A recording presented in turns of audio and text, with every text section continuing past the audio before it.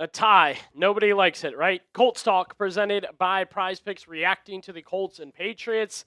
Look, a lot to gather from this one. It was a tie. It wasn't the highest scoring game of all time, but we got to do what we got to do here in this one, which means we are going to do winners and losers from Colts and Patriots. We usually begin with winners. A winner? Let's start with a loser. Anthony Richardson was a loser after this performance last night against the New England Patriots. How do I know? Anthony Richardson told you he was a loser after this one. Yes, that's right. All eyes were on Anthony Richardson. We're excited to see him. First update we get, throws the interception early. Look, if you look at his stats actually not like crazy bad in this one. He had some highlight plays. He had some nice moments. But Richardson himself, after the game, said it was not a good performance. He specifically said, I don't think I played that well, honestly. A fumble, an interception early. I've got to limit the turnovers. You can't win games with multiple turnovers. So I don't think I played that well today. I was decent, moved the ball a little bit, but I think we can definitely improve. So kind of similar vibe, right? He had his highlights. He moved the ball a little bit. But all in all, Anthony Richardson, not his best performance. I'm saying that. He's saying that. And that's what's kind of making him a loser as of right now. What I want you guys to do is give him a grade after that performance against the New England Patriots. I love a grade because you can do a little bit of this, a little bit of that, and make it into one grade here. A, B, C, D, or F. Anthony Richardson against the New England Patriots. What do you give him? The Colts also a loser here. The hubbub, the talk was, let him go off in this one and we can trade him, right? That was kind of some more outside Indy, but I think some Indy fans were still looking to up his stock and trade him. I don't necessarily think he came out of that game with risen draft stock or more draft stock overall, and that makes the Colts a loser. If I want to spin zone it, though, I will say he had nice moments. You can see him run the ball really well. You can see the arm strength. You can see Anthony Richardson, the quarterback, the top 5 overall pick, is still in there. What you hope is another team still sees that if the Colts want to make a trade here with AR. But again, I don't want to do too many Anthony Richardson trade rumors right now. All we know, he is a loser from last night. Let's get to a winner to bring the vibes up here. Rookie Bryce Boettcher on the defensive side of the ball for the Indianapolis Colts was a winner last night. And look, Boettcher's storm into the backfield and the hit on the running back, that would have been enough to make him a winner last night against the Indianapolis Colts. But you're just gathering the correct vibes here with Boettcher, that he is bringing momentum forward for Indianapolis. And that's kind of how I'm feeling about Boettcher. Look, overall, about 3 tackles last night. The stats themselves weren't like all over the place, but Boettcher continues to have a very, very good preseason training camp. Take your momentum forward and bring it into the season. He is making the most of his playing time. Stephen Holder of ESPN kind of breaking it down a little bit. I was working under the assumption that Colts rookie Bryce Boettcher would play snaps this season just based purely on what we've seen in camp so far in his preseason debut. He's reinforced that, a definite tone setter with his physicality. We saw the hit there with the physicality, right? That was a big thing for Bryce Boettcher, and then we kind of got into, the rest of his play, storming around the field, doing more and more for Indianapolis. So, Bryce Boettcher, not necessarily a starter yet, but the more we see of him, the more we are getting the opportunity to feel like it's coming for Bryce Boettcher and that he could do that coming up here in the future. Definitely a winner against the New England Patriots. Today's show is presented by Prize Picks, and what is it? Flex Friday. That's right. Flex Friday is officially back on Prize Picks. Every Friday, you can opt into Flex Friday from the Rewards tab and apply a protected play to one Flex Play lineup. If the lineup wins, it pays out normally. If the lineup loses, Prize Picks refunds that entry as bonus lineups. That allows you to run it back without risking additional funds. I took advantage of Flex Friday on Prize Picks, $20 to win $60. Shador Sanders, that game's coming up Saturday. More on 46.5 passing yards. Will Lutz, more on a field goal and a half made. And Bijan Robinson just needs one good run to get more than 9.5 rushing yards. Plus, right now on Prize Picks, they've got their new user offer going. Play your first $5 lineup and get $150 in lineups if you win. Just use code HMA when you sign up. That's right, Prize Picks just switched up their offer. No better time to join. Win that first lineup. That's code HMA at sign up to get $150 in bonus lineups if you win your first $5 lineup on Prize Picks.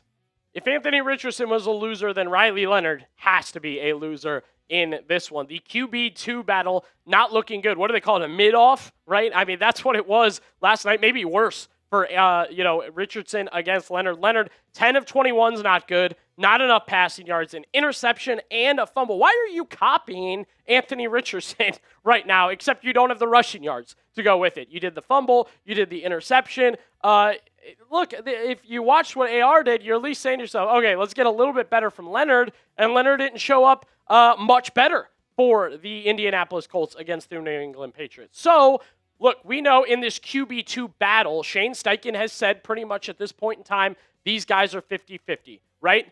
That doesn't mean you literally have to be 50-50. If Anthony Richardson sucks, please don't suck also to keep this thing even. Let's have somebody take this thing away. And that was Riley Leonard's chance. That is not what we saw from Riley Leonard. Not a good start to the QB2 battle in the preseason. And a reminder, next game against Atlanta, it will be Leonard starting that one, and then they will go to Richardson in the second half. So it'll be a flip-flop.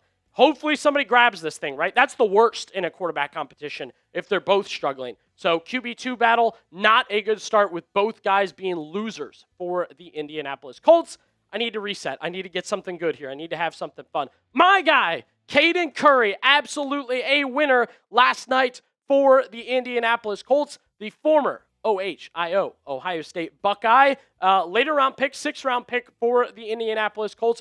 I highlighted him as in the past as my gem, right? We've talked A.J. Halsey. We've talked Jalen Farmer. I talked Caden Curry specifically as my potential gem for the Indianapolis Colts because I thought he was just realizing his potential when he left Ohio State. He had such a good season last year, and what a start to the preseason. 6 tackles, 2 tackles for loss, a sack, a pass breakup, 2 quarterback hits, getting in the backfield, whether it be the running back or the quarterback. Caden Curry was getting after it against the New England Patriots, and you love to see it because we know what we've talked about on the defensive line, and the Colts need to be better. And if you're going to draft these guys, you hope they can at least prove themselves. First team, second team, third team, take your opportunity and run with it. Plus, you get the Baldy shout out, right? Everybody loves the Baldy breakdowns. He threw a shout out to Caden Curry. He said, who cares that he was the 214th pick? He showed up and showed out last night playing inside and out. A little bit of everything for Caden Curry, right? Just making his way on the team, finding a way to play. Later round pick, working out really, really well. Absolutely a winner for me here on Colts Talk. He's a winner for me. Who's a winner for you? Name a winner from Colts versus Patriots last night. Give me a name right now. The duality of Ohio State, right? It's tough to digest here. You move from a Buckeye defensive end moving up to a Buckeye defensive end moving down. JT Tuimoloau, not great last night. Not good enough last night. I'll go right to what James Boyd of The Athletic said. I thought he recapped it really well in this scenario for JT and his performance last night. The 2025 second-round pick registered just 1 tackle. He'll need to be a little more active to climb the depth chart, which now likely has Arden Key ahead of him as the second starting edge rusher opposite Leatu Latu. My challenge for JT Tuimoloau was play like a second-round pick. You're a second-round pick. You're a national champion. You have this resume, this pedigree, this swagger about you being a Buckeye, a national champion. I know you're not a first-round pick, but second-round pick, still high, right? Like you're in the top of that draft class that year, top 50 in that draft class that year, I believe. Do it. Make it look right on the field, right? You should see it, and I'll be honest, not sure we're seeing that so far. We need to see more. We need to see better from JT Tuimoloau. Hope he accepts the challenge and is a little bit better for the Colts in their preseason games coming up. What I want you guys to do now, name a loser from Colts Patriots. Maybe you agree with some of the names I've already listed, but give me a name in the comment section down below. All right, final winner from Colts and Patriots. Had to talk about the kickers, right? Kicking competition going on for the Indianapolis Colts between Spencer Shrader and Blake Grupe. Yesterday, I would give it to Shrader. Shrader was a winner. Not much kicking done there, but 2 of 2 on field goals with a 61-yarder. That's right. Spencer Shrader, a 61-yarder. Just giving the coaches more to consider here, right? He's usually been solid and through camp. He's had a couple misses. He definitely has not had the range Blake Grupe has had. Groupie has led this competition in training camp. He's perfect so far in training camp. He's been good so far in training camp. He's hit long kicks, but this was Shrader's moment, and he needed it badly, and is going to hold serious weight for him in this kicking competition because, look, Groupie can do what he does. Groupie can operate how he does during training camp. This was game time that Shrader came out and kicked 2 very good field goals, including a 61-yarder. He's a winner for me. That competition continues. We'll see if Groupie can be a winner going forward. All this and the preseason just started on Colts Talk. That's right. We want to have you be a part of the ride as it continues and then into the Colts 2026 season, so be sure to subscribe.